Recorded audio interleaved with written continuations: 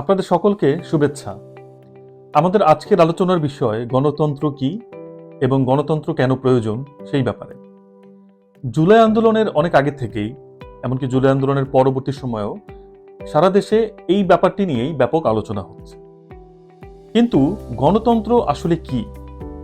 আমরা কি কখনো এই ব্যাপারটি নিয়ে খুব বেশি ভেবেছি? একই সাথে আমরা বাংলাদেশে আরেকটি কথাও শুনতে পাচ্ছি, যেটিকে বলা হচ্ছে নতুন রাজনৈতিক বন্দোবস্ত। এই রাজনৈতিক বন্দোবস্তই বা কি? কিভাবে গণতন্ত্র এই রাজনৈতিক বন্দোবস্তের বাস্তবায়ন ঘটাতে পারে? আমাদের আজকের আলোচনার বিষয় এই সকল বিষয় নিয়েই। তো চলুন শুরু করা যাক সবার প্রথমেই যে গণতন্ত্র আসলে কি এবং সেটিকে আমরা কিভাবে পরিমাপ করতে পারি।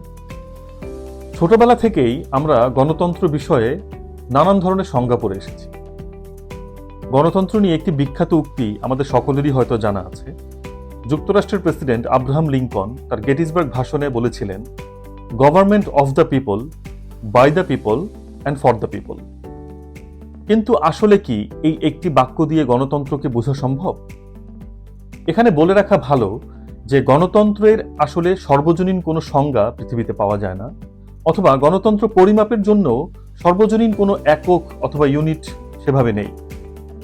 কিন্তু তারপরেও বিভিন্ন পণ্ডিতদের যে আলোচনা আমরা দেখতে পাই এবং পৃথিবীতে বিভিন্ন দেশে গণতান্ত্রিক যে চর্চা আমরা দেখতে পাই, সেখান থেকে আমরা হয়তো কিছু সাধারণ বিষয় একমত হতে পারি। তো চলুন দেখে নেওয়া যাক ঠিক কোন কোন উপাদান থাকলে একটি দেশকে আমরা গণতান্ত্রিক রাষ্ট্র হিসেবে চিহ্নিত করতে পারি এবং সেই হিসেবে বাংলাদেশের সার্বিক অবস্থান আসলে কোথায়।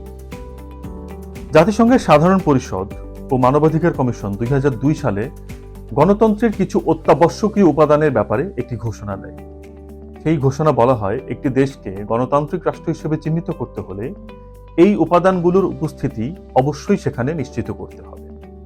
তো কি কি উপাদানের কথা সেখানে বলা হয়েছে? সর্বপ্রথম যে উপাদানটির কথা বলা হয়েছে সেটি হচ্ছে মানবাধিকার ও মৌলিক স্বাধীনতার প্রতি সম্মান। অর্থাৎ একটি দেশের নাগরিকদের হিউম্যান রাইটস বা মানবাধিকার এবং তার স্বাধীনতার প্রতি অবশ্যই সম্মান দেখাতে হবে। এরপরে বলা হয়েছে নাগরিকদের শান্তিপূর্ণ উপায়ে সংগঠন এবং সভা সমাবেশ করার স্বাধীনতা থাকতে হবে, যেটিকে ইংরেজিতে বলা হয় ফ্রিডম অফ অ্যাসোসিয়েশন। এরপরে বলা হয়েছে একটি রাষ্ট্র অবশ্যই মত প্রকাশের স্বাধীনতা অথবা freedom of expression and opinion এটি নিশ্চিত করতে হবে। এরপরে বলা হয়েছে আইনের কাঠামোর মধ্যে থেকে ক্ষমতা লাভ এবং ক্ষমতা প্রয়োগ করার স্বাধীনতা অবশ্যই নাগরিকদের থাকতে হবে। অর্থাৎ আপনি যদি ক্ষমতায় যেতে চান, অবশ্যই আপনাকে একটি আইনি কাঠামোর মধ্যে এই ক্ষমতায় যাওয়ার পথটি নিশ্চিত করতে হবে এবং আইনের কাঠামোর মধ্যে থেকেই আপনি ক্ষমতা কিভাবে প্রয়োগ করবেন সেই ব্যাপারটি আসলে নিয়ন্ত্রিত হবে। এরপরে বলা হয়েছে যে জনগণের ইচ্ছা অথবা অভিপ্রায়ের প্রকাশের মাধ্যম হিসেবে নিয়মিত বিরতিতে সর্বজনীন ভোটাধিকারের মাধ্যমে এক অবাধ এবং সুষ্ঠু নির্বাচন আয়োজন করতে হবে। অর্থাৎ আপনি একটি দেশে নিয়মিত বিরতিতে নির্বাচন আয়োজন করবেন এবং সেখানে অবশ্যই জনগণের ইচ্ছা অথবা অভিপ্রায়ের যে প্রকাশ সেটির সুযোগ থাকতে হবে এবং সেই নির্বাচন অবশ্যই সুষ্ঠু এবং অবাধ নির্বাচন হতে হবে। এরপরে বলা হয়েছে রাষ্ট্রে একাধিক রাজনৈতিক দল এবং সংগঠন থাকার ব্যবস্থা থাকতে হবে। তবে এখানে একটি অতি গুরুত্বপূর্ণ ব্যাপার হচ্ছে, এই একাধিক দল থাকার মানে এই নয় যে একটি দল ক্ষমতায় আছে এবং সে ক্ষমতায় থাকার জন্য আরো কিছু কিংস পার্টি তৈরি করে রাখলো, ব্যাপারটি এমন নয়। এখানে একাধিক দল থাকতে বোঝানো হচ্ছে যে প্রধান একাধিক রাজনৈতিক দল সেখানে আসলে থাকতে হবে, কমপক্ষে দুটো অথবা তার বেশিও থাকতে পারে। তবে কোনোভাবেই এই দলগুলো একে অপরের আজ্ঞাবহ অথবা একে অপরের প্রতি নির্ভরশীল হবে না। এরপর বলা হয়েছে রাষ্ট্রের বিভিন্ন অঙ্গের মধ্যে ক্ষমতার ভারসাম্য এবং বিচ্ছিন্নকরণ অর্থাৎ সেপারেশন অফ পাওয়ার নিশ্চিত করার কথা বলা হয়েছে। বিচার বিভাগের স্বাধীনতা নিশ্চিত করতে হবে, জনপ্রশাসনে স্বচ্ছতা এবং জবাবদিহিতা নিশ্চিত করতে হবে এবং রাষ্ট্রে অবশ্যই মুক্ত, স্বাধীন এবং বহুমাত্রিক গণমাধ্যমের উপস্থিতি নিশ্চিত করতে হবে। জাতিসংঘের সর্বজনীন মানবাধিকারের যে ঘোষণাপত্রটি আছে সেখানে বলা হয়েছে জনগণের ইচ্ছা বা অভিপ্রায় অর্থাৎ পিপলস উইল এটিই হবে গণতান্ত্রিক রাষ্ট্রের সরকারের আইনগত মূল ভিত্তি। গণতন্ত্রের মূল উদ্দেশ্য হবে নাগরিকের যেসব মৌলিক অধিকার আছে সেগুলোকে নিশ্চিত করা। নারী পুরুষের ক্ষেত্রে এই অধিকারের কোনো ভেদাভেদ আসলে করা যাবে না। ধর্ম, জাতীয়তা বা সংস্কৃতির ভিত্তিতে রাষ্ট্র কোনো ধরনের বিভাজন তৈরি করতে পারবে না। অর্থাৎ রাষ্ট্রের কাছে সকল নাগরিক সমান মর্যাদা পাবে। জনগণ রাষ্ট্রের সিদ্ধান্ত গ্রহণ যে প্রক্রিয়া, সেই প্রক্রিয়াতে অংশগ্রহণের সুযোগ পাবে এবং সেটি সকলের জন্যই আইনগতভাবে সমান হবে। এখন প্রশ্ন হচ্ছে, শুধুমাত্র এই উপাদানগুলো থাকলেই কি আমরা বলতে পারি একটি রাষ্ট্র গণতান্ত্রিক রাষ্ট্রে পরিণত হয়েছে, নাকি সেখানে আরো কিছু উপাদান থাকার প্রয়োজন আছে? আধুনিক সময়ে রাষ্ট্রবিজ্ঞানের স্কলাররা মনে করেন, একটি রাষ্ট্র গণতান্ত্রিক রাষ্ট্র হিসেবে যদি টিকে থাকতে চায়, তাহলে সেখানে অবশ্যই কমপক্ষে দুটো প্রধান রাজনৈতিক দল থাকার প্রয়োজন আছে, যারা গণতান্ত্রিক পন্থার প্রতি চূড়ান্ত পর্যায়ে আস্থা রাখে। অর্থাৎ তারা একটি ব্যাপারে একমত হবে যে পরিস্থিতি আসুক না কেন, তারা গণতান্ত্রিক অথবা শান্তিপূর্ণ উপায়ে ক্ষমতা হস্তান্তরের ব্যাপারে চূড়ান্ত প্রতিজ্ঞাবদ্ধ। আপনারা যদি সর্বশেষ মার্কিন যুক্তরাষ্ট্রের যে প্রেসিডেন্সিয়াল ইলেকশনটি হলো, সেটির ফলাফলের পরে কামালা হ্যারিস যে বক্তব্যটি দিয়েছেন সেটি খেয়াল করেন, তাহলে দেখবেন তিনি বারবার সেখানে বলেছিলেন যে গণতান্ত্রিক এবং শান্তিপূর্ণ উপায়ে ডোনাল্ড ট্রাম্পের হাতে ক্ষমতা হস্তান্তরের জন্য যা যা করার তার সরকার সেটি করতে প্রতিজ্ঞাবদ্ধ। এটিকেই আমরা বলছি আমাদের রাজনৈতিক বন্দোবস্ত। মার্কিন যুক্তরাষ্ট্রের গণতন্ত্রের মডেলকে সবচেয়ে ভালো মডেল হিসেবে যদি আমরা গণ্য নাও করি, তারপরও অন্তত সেখানে আমরা বলতে পারি গণতন্ত্রের একটি মৌলিক উপাদান খুব ভালো মতোই বিদ্যমান। সেটি হচ্ছে শান্তিপূর্ণ উপায়ে ক্ষমতায় আরোহণ অথবা ক্ষমতা হস্তান্তর। যুক্তরাষ্ট্রের সর্বশেষ প্রেসিডেন্সিয়াল ইলেকশনেও আমরা সেটি দেখতে পেয়েছি। কিন্তু বাংলাদেশের ক্ষেত্রে আসলে গত 53 বছর ধরে আমরা কি দেখতে পাচ্ছি? বাংলাদেশে আমরা দেখতে পাচ্ছি আমাদের প্রধান রাজনৈতিক দলগুলো কখনোই শান্তিপূর্ণ উপায়ে এবং গণতান্ত্রিক উপায়ে ক্ষমতায় যাওয়া কিংবা ক্ষমতা হস্তান্তরের ব্যাপারে প্রতিজ্ঞাবদ্ধ না। বরং আমাদের গণতন্ত্রের যাত্রা শুরু থেকেই প্রধান দুটো রাজনৈতিক দল একে অপরের প্রতি চূড়ান্ত পরিমাণ অনাস্থা তারা জ্ঞাপন করে আসছে এবং তারা প্রত্যেকেই একে অপরকে চূড়ান্ত রকমের অবিশ্বাস করে। 1991 সালে আমাদের গণতন্ত্রের যাত্রা শুরু হলেও আমরা দেখতে পাই 1994 সালে তৎকালীন বিরোধী দল আওয়ামী লীগ সহ সব বিরোধী সংসদ সদস্যরা সংসদ থেকে পদত্যাগ করে, কারণ তারা পরবর্তী নির্বাচন বিএনপি সরকারের অধীনে হবে এই ব্যাপারে কোনো ধরনের বিশ্বাস বা আস্থা তারা স্থাপন করতে পারেনি। এবং পরবর্তীতে প্রত্যেকটি নির্বাচন নিয়েই আমরা দেখতে পেয়েছি এই সংকটটি বাংলাদেশে বারবার ফিরে এসেছে, যেখান থেকে 1996 সালে আমরা তত্ত্বাবধায়ক সরকার ব্যবস্থায় যেতে বাধ্য হয়েছি। তার মানে দেখা যাচ্ছে যে শান্তিপূর্ণ উপায়ে অর্থাৎ জনগণের রায়কে যে আমরা একটি অবাধ এবং সুষ্ঠু নির্বাচনের মাধ্যমে মেনে নেব, সেই ধরনের কোনো প্রবণতা আমাদের রাজনৈতিক দলগুলো কখনোই আসলে দেখাতে পারেনি। এখানে তাদের একটি চূড়ান্ত রকমের অবিশ্বাস সবসময় তাদের মধ্যে কাজ করেছে। তো যে আলাপটি করছিলাম যে একটি দেশের রাজনৈতিক বন্দোবস্ত এমন হতে হয় যে সেখানে কমপক্ষে দুটো বা তার বেশিও হতে পারে রাজনৈতিক দল থাকার প্রয়োজন আছে, যারা কিনা গণতান্ত্রিক উপায়ে ক্ষমতায় যাওয়া কিংবা ক্ষমতা হস্তান্তরের ব্যাপারে প্রতিজ্ঞাবদ্ধ।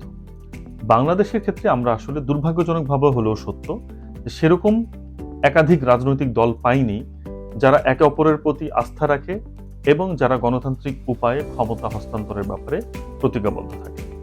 ফলে যে সমস্যাটি আমরা শুরু থেকেই দেখতে পেয়েছি, সেখানে বাংলাদেশের প্রধান দুটো রাজনৈতিক দল, সেটি হোক আওয়ামী লীগ কিংবা বিএনপি, তারা ক্ষমতায় থেকে যাওয়ার জন্য একতরফাভাবে বারবার সংবিধানকে কাটাছেঁড়া করেছে এবং এক ধরনের সাংবিধানিক একনায়কতন্ত্র প্রতিষ্ঠা করার চেষ্টা করেছে।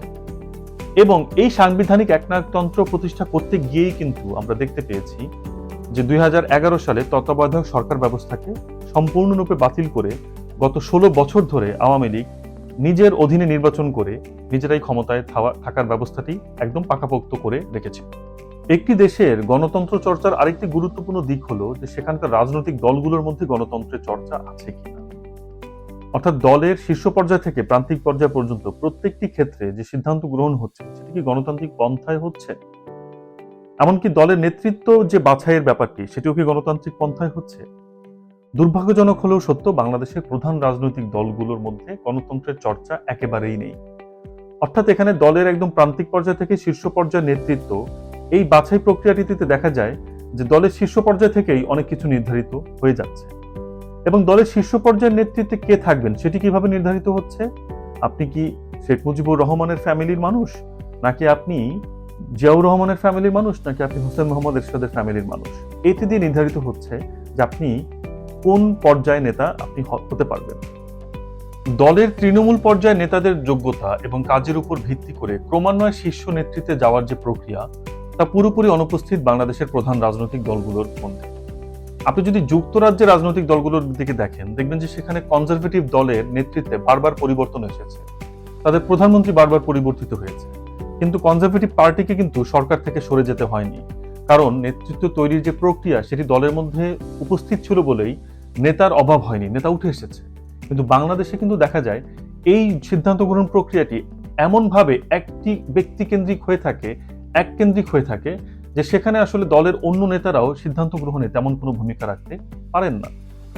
গণতন্ত্র নিয়ে আরেকটি খুব ভয়ঙ্কর ভুল ধারণা আমাদের মধ্যে আছে। আমরা মনে করি সংখ্যাগরিষ্ঠের মতামতই বুঝি গণতন্ত্র। এটি গণতন্ত্রের একটি পক্ষপাতদুষ্ট ধারণা। একটি গণতান্ত্রিক রাষ্ট্র সবসময়ই সেই রাষ্ট্রের সকলের অধিকারকে রক্ষা করার চেষ্টা করবে। সংখ্যাগরিষ্ঠ হবার কারণে এমন কোনো সিদ্ধান্ত নেবে না যা অন্যের মানবাধিকারকে ক্ষুণ্ণ করে। এ কারণে কিছু কিছু ক্ষেত্রে রাজনৈতিক সিদ্ধান্ত সাধারণ ঐক্যমত্য বা জেনারেল কনসেনসাসের মাধ্যমেও নেওয়া হতে পারে একটি গণতান্ত্রিক রাষ্ট্রে। আমরা যতক্ষণ না বুঝতে পারবো যে গণতন্ত্র মানে সংখ্যাগরিষ্ঠের মত বাকিদের উপরে চাপিয়ে দেওয়া না, ততক্ষণ রাষ্ট্রের গণতান্ত্রিক রূপান্তর সম্ভব নয়। জার্মান অধ্যাপক সিমন ওয়েগম্যান তার 2023 সালের একটি বইয়ে দেখিয়েছেন যে একটি রাষ্ট্রে গণতন্ত্রকে শক্তিশালী করার জন্য বিরোধী দলকেও গুরুত্বপূর্ণ সিদ্ধান্ত গ্রহণ প্রক্রিয়ায় যুক্ত করাটা ভীষণ জরুরি। যতক্ষণ পর্যন্ত বিরোধী পক্ষ বুঝতে না পারবে যে তারাও আসলে এই রাষ্ট্রের অংশীদার এবং তাদেরও সিদ্ধান্ত গ্রহণে গুরুত্বপূর্ণ ভূমিকা আছে, ততক্ষণ একটি রাষ্ট্রের গণতন্ত্র সুসংহত করা আসলে সম্ভব হয়ে ওঠে না। এখন প্রশ্ন হচ্ছে, গণতন্ত্র আসলে কেন প্রয়োজন? অনেকেই পশ্চিমা জ্ঞানকাণ্ড থেকে এসেছে বলে গণতন্ত্রকে পুরোপুরি বাতিল করে দিতে চান। কিন্তু পশ্চিমে গণতন্ত্র নিয়ে যেসব নেতিবাচক দিক আমরা দেখতে পাই, এমনকি পশ্চিমের দার্শনিক ভাবনায় যেসব ত্রুটি আমরা দেখতে পাই, সেগুলোকে বাদ দিয়েও কিন্তু গণতন্ত্রের ভালো দিকগুলো নিতে আমাদের তেমন কোনো সমস্যা হওয়ার কথা না। কারণ গণতন্ত্র এই কারণে আমাদের প্রয়োজন যে গণতন্ত্র না থাকলে সেখানে একনায়কতন্ত্র, কর্তৃত্ববাদ, সামরিক শাসন, অল্প কিছু মানুষের শাসন বা অলিগার্কি এরকম নানান বিষয় এসে হাজির হয়। সেখানে বিদ্যমান বৈষম্যগুলোকে আরো ভয়ঙ্কর দিকে নিয়ে যায় এই ধরনের শাসন ব্যবস্থা। জবাবদিহিতার কোনো জায়গা থাকে না, রাষ্ট্রের সিদ্ধান্ত গ্রহণ প্রক্রিয়ায় রাষ্ট্রের জনগণ কোনোভাবেই অংশ নিতে পারে না। সর্বোপরি রাষ্ট্রের জনগণ হিসেবে নাগরিকদের যে মৌলিক অধিকার আছে, তাদের যে মানবাধিকার আছে, সেগুলো প্রচন্ডভাবে ক্ষুণ্ণ হয়। অন্যান্য ব্যবস্থাগুলোর চেয়ে সাধারণভাবে গণতন্ত্রে মানুষের কথা বলার এবং নিজের মতামত প্রকাশের অনেক বেশি পরিসর থাকে বলেই অন্যান্য ব্যবস্থাগুলোর চেয়ে কমপক্ষে গণতন্ত্র আমাদের সাধারণ মানুষের জন্য অপেক্ষাকৃত ভালো একটি ব্যবস্থা। যদি কোনো জনপ্রতিনিধি তার কাজ করতে ব্যর্থ হয়, তাহলে অন্তত সেখানে জনগণ তাকে অন্য কাউকে দিয়ে প্রতিস্থাপিত করার সেই ক্ষমতাটি গণতন্ত্রে তাদের হাতে থাকে। গণতান্ত্রিক ব্যবস্থায় নানান ত্রুটি থাকা সত্ত্বেও এখনো পর্যন্ত এটিই সবচেয়ে ভালো ব্যবস্থা, কারণ অন্যান্য ব্যবস্থাগুলোর চেয়ে এই ব্যবস্থায় মানুষের হাতে করার অনেক কিছুই থাকে, মানুষের হাতে একটা ক্ষমতা থাকে। গণতান্ত্রিক ব্যবস্থায় সাধারণ মানুষ তাদের পছন্দ অপছন্দের ব্যাপারে মতামত দিতে পারে। কোনো জনপ্রতিনিধি তার কাজ করতে ব্যর্থ হলে জনগণ তাকে অন্য কারো দ্বারা প্রতিস্থাপিতও করতে পারে। গণতান্ত্রিক ব্যবস্থায় ক্ষমতা কেউ পারিবারিক সূত্রে অথবা জোর করে দখল করে রাখতে পারে না। আমাদের আগামী পর্বগুলোতে আমরা আরো এমন অনেক বিষয় নিয়ে কথা বলবো, যেখানে আমরা দেখাবো কিভাবে সাধারণ মানুষ গণতান্ত্রিক ব্যবস্থায় প্রত্যক্ষভাবে সিদ্ধান্ত গ্রহণে অংশগ্রহণ করতে পারে। আপাতত আমরা আজকে যে আলাপটা করলাম তাতে একটা বিষয় পরিষ্কার, যে বাংলাদেশে এখনো গণতন্ত্রের যাত্রা সেই অর্থে ভালোভাবে শুরু হয়নি। 1991 সালে আমরা যে গণতন্ত্রের দেখা পেয়েছিলাম, শীঘ্রই সেটি একটি কর্তৃত্ববাদী শাসন ব্যবস্থার দিকে ধাবিত হয়েছে। প্রকৃত গণতন্ত্রের জন্য যে সাংস্কৃতিক ও রাজনৈতিক চর্চা ও পরিবেশের দরকার, বাংলাদেশের রাজনৈতিক দলগুলো সেই চর্চা বা পরিবেশ তৈরিতে কখনোই অঙ্গীকারাবদ্ধ ছিল না। ফলে আমাদের গণতন্ত্র যাত্রার শুরু থেকে আসলে মুখ থুবড়ে পড়েছে। 2024 সালে গণ অভ্যুত্থানে বিগত আওয়ামী লীগ সরকারের পতন ঠিকই হয়েছে, কিন্তু তা গণতন্ত্রের পথকে কতটা মসৃণ করেছে তা নিশ্চিত করে এখনো বলা যাচ্ছে না। কারণ যে মৌলিক উপাদানগুলোর কথা আমরা এতক্ষণ ধরে আলোচনা করলাম, তার বেশিরভাগই এখনো অনুপস্থিত বাংলাদেশের রাজনীতিতে। নতুন যে রাজনৈতিক বন্দোবস্তের কথা বলা হচ্ছে, সেটি যদি গণতন্ত্রের পথে না হয়ে ফের কোনো দল বা শক্তিকে একক আধিপত্য বিস্তারের দিকে নিয়ে যায়, তাহলে গণতন্ত্রের জন্য আমাদের অপেক্ষা হয়তো কেবল দীর্ঘায়িতই হবে। সকলে ভালো থাকবেন। পরবর্তী কোনো পর্বে আবার আপনাদের সাথে কথা হবে। ধন্যবাদ।